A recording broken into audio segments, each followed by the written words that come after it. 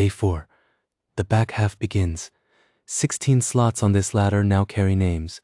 The teams behind us were floors, rebuilds, and question marks. From here, the altitude changes. Every remaining team has made a playoff case at some point in recent memory. Some will again. The arguments get harder. The numbers get closer. Slot number 16. The Houston Astros. Que loque, people, day 4. I walked in here today and the energy is different. And not just because we are finally past the basement. The Astros, Houston. I saw the card this morning and I sat with it for a second. Because this one means something. You know what I mean? This one has weight. I know exactly what you mean, kid. I have been to McGinney's the day after a team retires a number. The whole bar gets quiet for 1 second and then everyone raises a glass. That is what the Astros feel like in 2026. You raise the glass, you know the dynasty is fading. Both things are true at the same time. The thesis is the Sunset Dynasty, 87 and 75 in 2025, missed the playoffs by 3 games. The core is measurably older. Altuve is 36. McCullers has been injured in 3 of the last 4 seasons. The algorithm does not factor in legacy or sentiment. It reads the data. The data says the window is closing. I have to be honest right here at the top. I grew up watching Altuve, 5'6", 155 pounds, tightest swing in the American League for a decade. And then 2017 happened? The trash cans. The scandal that sat with me for a long time, and I'm not going to pretend it did not. He is still one of the great players of his generation. Both things live in the same place. Nobody liked what happened in 2017. Nobody. But I will say this, and I will stand on it, those Astros could play. Correa, Verlander, Springer, Altuve. Those were real ball players. The rings are complicated. I understand that. The talent was not complicated, the talent was legitimate, and that distinction matters to me. Sully, that is exactly where I get stuck. Because yes, the talent was real, but the players who lost to them that year who never got their shot, they were real too. I think about that, and now Correa is back in Houston, and I genuinely cannot tell if it feels like a homecoming or a retirement tour. I mean that with respect to both. Correa returned on a short-term commitment, but the clearest sign of this team's moment is not the Correa signing. It is Altuve in left field. He is no longer playing second base every day. When Jose Altuve is in the outfield, the franchise is in transition. The legs go first. The bat has held longer than expected, but the position change tells you everything. When Altuve was hitting 311 from the 2-hole and making plays, you did not believe a 5'6" guy had any business making. He was must-see baseball. Every single night, I watched because I had to, not because someone told me to. When you lose that kind of player, you do not replace him. You just eventually accept the gap. Off-season moves. Christian Walker added at first base, a right-handed bat with real contact skills and solid glove work.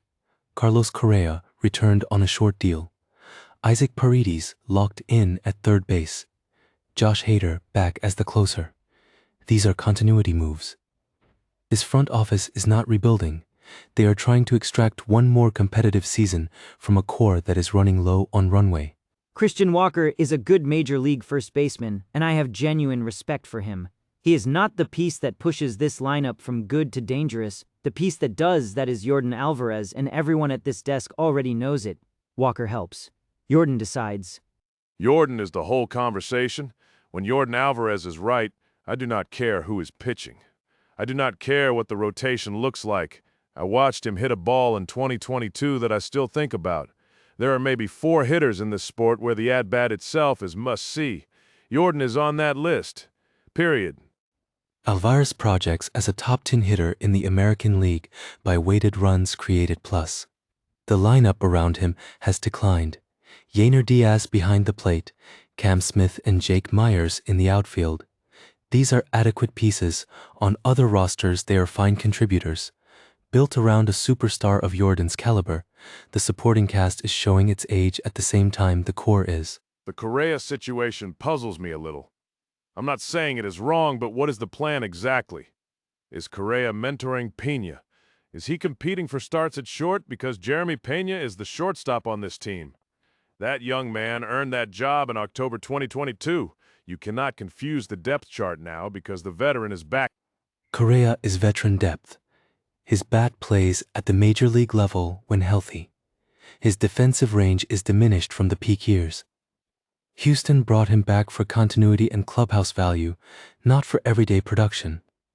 Jeremy Pena is the starting shortstop. Correa is the insurance and the presence. That distinction is important and the front office understands it.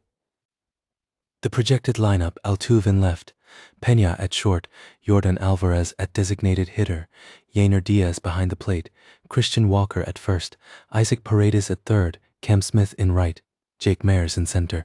This is a lineup that scores runs because of one player. Remove Yordan from the middle and it becomes average. That is the honest read. Jeremy Pena, Dominican. I want to give him his moment right now because he gets completely lost in this sunset conversation about Altuve and Correa. Pena is 28 years old. He won a World Series at 24. He is not a sunset player. He is the guy who is supposed to be standing on the other side when the dynasty finally closes. Put some respect on him. Pena is a keeper. Good hands. Makes the plays. Does the dirty work without asking for credit. That is actually a Sully guy right there. He is not getting anyone to the All-Star game, but he does not make the game harder to win either. I like Pena. The Astros build right at that position even if everything around him has aged. Isaac Paredes at third, Venezuelan kid, 26. He is in an interesting spot because this team needs him to be something close to a 30-home run bat in a lineup that relies on Yordan doing everything. Can Paredes get there? The power is real. The contact rate is real. I think he takes a step this year. Paredes is a good ball player, but 30 home runs in Minute Maid is a different ask than 30 home runs in a home run park. Let him get to 25 first. If he gets to 25 with a decent average, this lineup has a second gear that the projection might be underrating. The rotation: Hunter Brown at 1, mid-90s. Legitimate stuff. Ronel Blanco at 2, consistent command. Lance McCullers Jr. at 3, when healthy, which has been the permanent footnote on McCullers since 2021. Christian Javier at 4, coming back from arm trouble. Tatsuya Imai as the 5th option. Functional if everyone is upright. That is a significant conditional with this group. McCullers? What a pitcher when he is actually on the mound. The curveball especially. The way he uses it to get ahead, to put guys away, to change the whole rhythm of an at-bat. I watched him in the postseason, and he had that thing that the special ones have, and then his elbow makes a different decision, and he is gone for a year. Again, this is the 6th season of hoping. Hunter Brown is who I want to talk about. 27 years old, right-handed, mid-90s with a breaking ball that is developing into something real. Brown is the future of this rotation, whether the Astros are ready to say it out loud or not. When McCullers is eventually done for good, Brown is the foundation. He is not a sunset story. He is what the sunrise looks like. The stat that matters: Houston's projected rotation has an average age of 31.4 years. Among contending American League rotations, that is the oldest stuff. Plus, across the projected 5 starters, ranks 22nd in the league. The offense can support 80 wins. Getting to 85 requires a rotation that has not stayed collectively healthy in 3 years. That stat is what keeps me from going higher on this team. You can live with one old arm in a rotation. You can manage 2. When your whole starting 5 averages over 31, the injury math changes. You're not asking if someone will go down. You're asking when and for how long. Here's what I will say about the rotation age thing. Old pitchers who know how to pitch are not the same as declining pitchers who used to throw hard. McCullers, when healthy, is a craftsman. Blanco knows how to get outs. Javier has been around the league enough to know where to live. Age plus command is a different equation than age minus velocity.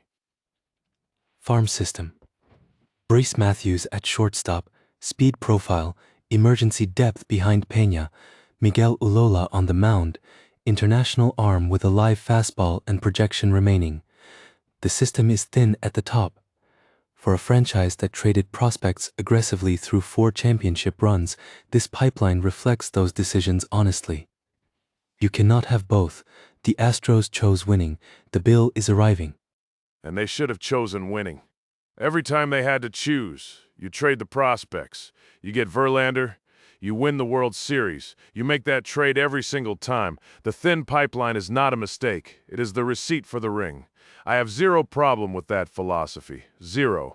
My Tio Ramen says, you always know you made the right decision in the moment, and you only wonder about it when the moment is over. The Astros made the right call. 5 championship appearances, 2 rings. Now the moment is over and the farm is thin. You get to keep the rings. You just got to figure out what comes next. You know what the Astros do that 20 other teams cannot? They go get somebody in July. Every year. When they need a piece at the deadline, they find it. When I was catching a ball in Wilkes-Barre, we used to joke that the Astros were the team you did not want to see in August because they were always adding. That instinct does not just disappear. Win projection 83. The model holds there. The offense scores runs because Alvarez is elite and Walker is consistent. The rotation is the variable. 20 starts from McCullers gets them to 86. 8 starts from McCullers puts them at 79. The projection splits the difference at 83. That is where the data lands. 84. I'm giving one extra win for what this organization does when the season is on the line. They have a way of finding something. The Verlander pickup, the Greinke deal. Whatever it is they find at the deadline, I'm giving them one win for institutional knowledge because it has earned that credit over a decade. 85. And I want to be clear about why. Yordan Alvarez can carry a lineup for a month in a way that changes the whole season. I have watched it. When he gets hot in June and the AL West is close, the Astros can go on a stretch that makes the 83 projection look conservative. One great hitter can swing 3 wins in a tight division. The American League West is the complication. The Rangers are in the discussion. The Athletics are making noise. And my sleeper pick, the Mariners, plays in this exact division. If Seattle runs the way I project them, Houston and the Mariners are fighting for the same ground all summer. Deivy's 85 assumes Yordan can outrun the competition. The model says that is 2 wins optimistic. Hold on. Your sleeper is the Mariners. Your sleeper team plays in the same division as the team we just spent 30 minutes defending. Kenji, you are literally rooting against the Astros every time you check on the Mariners. How does that not bother you even a little bit? I'm not rooting. I am projecting. Those are different activities. That is the best thing Kenji has said in 16 episodes. I'm writing that down. Speaking of keeping score, the bet, Sully said the Royals go 85. The Royals are projected at 82. I said the Reds go 87. The Reds are projected at 83. My sleeper is closer to its number than your sleeper is to its number.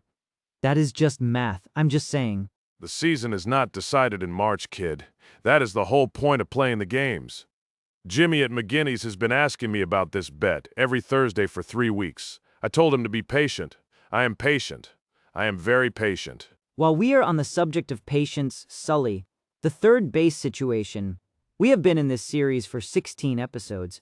We have watched dynasties rise and fall. We just watched Altuve move to left field, which is what time does to even the greatest players. The all-time lineup has a spot at third, and it is sitting there getting dusty. Make the call. The Astros just reminded me why I have to get this right, actually.